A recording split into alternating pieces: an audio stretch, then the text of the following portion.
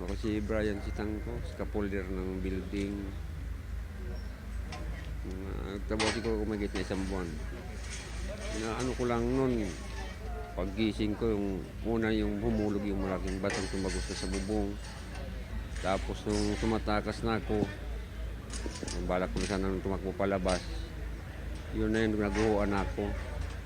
Naipit na ako. Biglang dilim, brownout. Wala akong ibang maisip, iligtas yung sarili ko. Kung di ko alam kung saan pupunta at madilim lang ako makita. Maya maya may naghihiyawan na sa labas, may aninag na akong ilaw ng mga flashlight. Nakita ko may maliit na butas. I-estimate ko kasya naman ako. Kaso sa posisyon ng katawan ko medyo naipit, dalanganin. Pinilit ko na lang kahit masakit. Kasi para maligtas nga lang sarili ko kasi wala naman ko yung mga saan, sarili ko lang. Hanggang sa nakalabas ako pero iniisip ko pa rin yung katabing barracks ko, kamag-anak ko. Sinisigawan ko kung okay ba sila, okay kayo dyan, titatanong ko yung pangalan. Pero wala nang sumasagot. Nung nakalabas na ako, nakita ko na yung building. Buo na pala. Kala ko yung natipak lang ng konti.